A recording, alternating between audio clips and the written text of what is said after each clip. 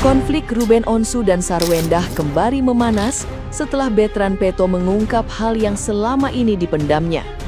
Melalui media sosial, putra angkat pasangan tersebut mengaku sering menyaksikan orang-orang di lingkungan rumah yang ditempati Sarwendah melontarkan ucapan negatif mengenai Ruben.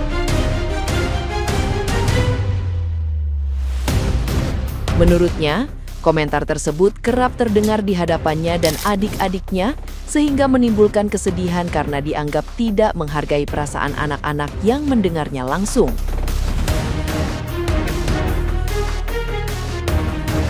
Bertrand juga menyoroti adanya pihak-pihak yang dinilainya gemar membicarakan keburukan Ruben tanpa benar-benar mengenalnya. Ia menyayangkan hal itu terjadi di rumah yang dibangun dan pernah ditempati bersama keluarganya. Pengakuan tersebut muncul di tengah sengketa rumah pasca cerai yang masih berlangsung.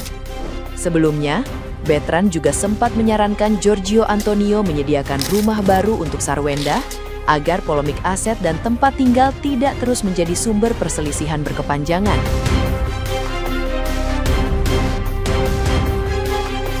Dari sore, perhatikan sosmed dengan ucapan jahat dari manusia yang belum berubah wataknya. Sering sekali waktu di sana, ayah sering direndahkan dengan kata-kata itu di depanku dan adik-adik. Di rumah itu, sering sekali mereka dan yang bekerja di sana yang tidak mengenal ayah, seolah-olah paling kenal ayah, membicarakan kejelekan ayah di rumah yang ayah bangun dan kami tempati. Ya, begitulah, tulis Bertrand Peto di Instagram story-nya.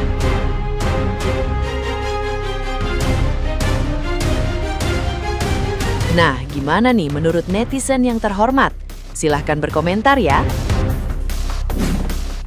Kalau hidup pernah numpang sama orang, pernah makan hasil keringat dari orang lain, gak usah sok-sokan lu pada etlisan. Hidup masih bergantung sama kakak lu doang, sok-sokan lu. Bertrand Peto putra Onsu. Dari sore perhatikan sosmed dengan ucapan yang jahat dari manusia yang belum berubah wataknya. Seringkali waktu di sana, ayah sering direndahkan dengan kata-kata itu di depanku dan adik-adik. Mereka tidak memikirkan perasaan kami. Di rumah itu sering sekali mereka dan yang bekerja di sana yang tidak mengenal ayah, seolah-olah paling kenal ayah, membicarakan kejelekan ayah di rumah yang ayah bangun dan kami tempati. Jadi ini Bertrand Peto ya menuliskan sesuatu untuk seseorang yang menurut Bertrand ya orang itu jahat dan orang yang dengan jahat itu tidak berubah wataknya sampai hari ini. Jadi, hinaan-hinaan terhadap ayah sudah sering sekali dilakukan. Jadi, ayah dari Bertrand ini, Ruben Onsu, sering sekali direndahkan dengan kata-kata itu di depan dia dan adik-adiknya. Orang-orang yang membicarakan itu, menurut Bertrand, tidak memikirkan perasaan kami. Kami itu mungkin Bertrand dan adik-adiknya. Dan Bertrand juga menyentil orang-orang yang di rumah, yang ada di sana, yang bekerja di sana, tidak tahu tentang siapa ayah sebenarnya, Ruben sebenarnya, tapi orang itu seolah-olah paling kenal dengan ayahnya. Di sini, Bertrand juga menyampaikan bahwa orang-orang yang ada di rumah sana membicarakan, menjelekkan ayahnya, di rumah yang ayahnya bangun, dan di rumah yang mereka semua atau dengan kata kami tempati. Ada beberapa orang yang betul-betul vokal ya guys, yang menyalahkan salah satunya gitu.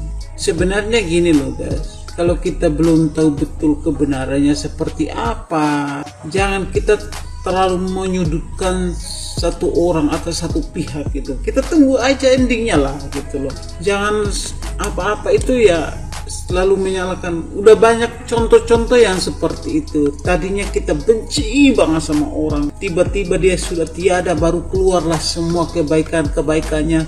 Justru tidak ada keburukannya loh. Percaya nggak kalian? Memang ada orang yang royal sama orang lain biar apa gitu kan?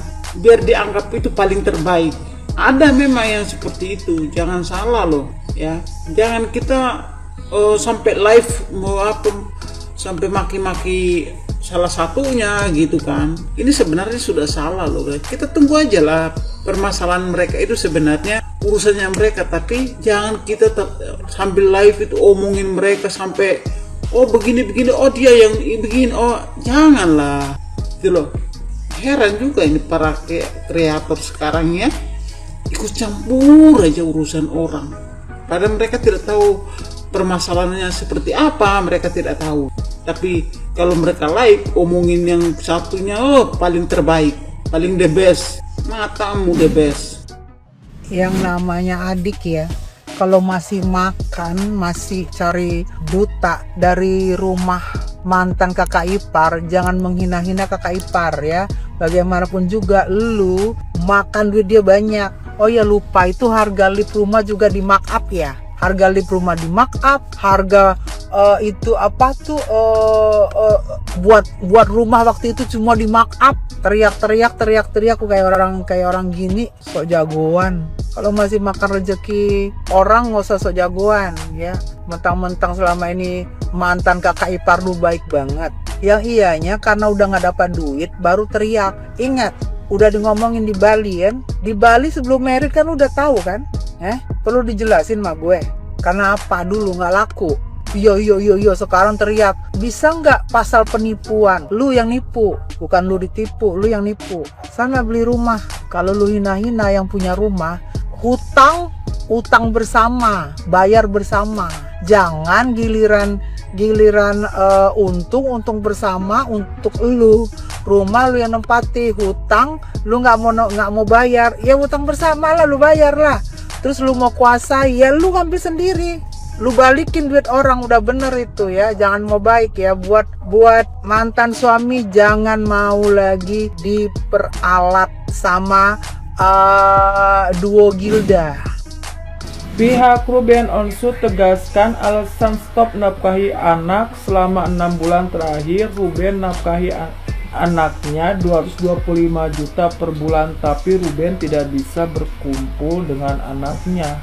Wajar, mending sama sekali jangan dikasih. Udah dikasih pun tetap dibatasin, malah dideketin anaknya sama pacarnya yang belum tentu itu jodohnya, kayak gitu. Belum nikah aja anaknya udah manggil daddy, kayak gitu. Dan wajar juga kalau si Ruben Onsu cemburu. Nah itu anak gua yang ngasih makan anak gua masih nafkahi anak gua. Tapi kalau dideket-deketin sama pacarnya kayak gitu, nah, giliran di stop rame kayak gitu. Dan tegaskan lagi ya, gua bukan fans fanatiknya Ruben Onsu kayak gitu. Nah kalau yang sebelah kan punya fans fanatiknya, gua mah fans dadakan Ruben Onsu. Di posisi ini gue bela Ruben Onsu kayak gitu. Karena menurut gua dan jejak digital si Ruben Onsu selama bertahun puluhan tahun di dunia entertainment, dia itu tidak ada jelek-jeleknya. Coba kalian lihat, ada nggak jejak digital si Ruben Onsu yang jelek? Tidak ada. Kalau jejak digital sebelah banyak, banyak nggak sih? Ada lah, didepak dari girl band kayak gitu. Pasti kenapa alasan depak dari girl band? Gitu aja udah. Nah ini simple. Kalau misalkan merasa tidak dibatasi pertemuan antara anak dengan bapaknya, kenapa si Ruben Onsu berspeak up seperti ini, merasa dibatasi? Ya kan itu aja poinnya. Dan untuk para geng sebelah ya kayak gitu, yang pendukungnya fanatik banget, kenalin nih, gue pendukung Ruben Onsu yang dadakan kayak gitu, berdiri tegak lurus kan. Menurut pendapat aku pribadi, memang gue harus ngebela si Ruben Onsu daripada ngebela Ono mah yang diliatinnya percintaan kayak gitu. Tadi aja CEO-nya lain. Gua bukan CEO tapi owner di beberapa aplikasi kayak gitu. Sibuk loh, gak bisa live tiap hari. Nah CEO live tiap hari. Harusnya gini lah, ini untuk mamanya, istilahnya nggak logis lah.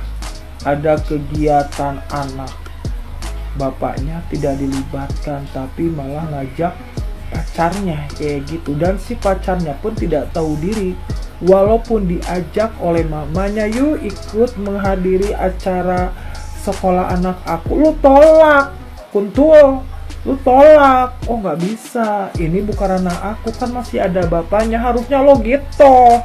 225 juta melayang cok, kali 6 bulan, hilang deh aset.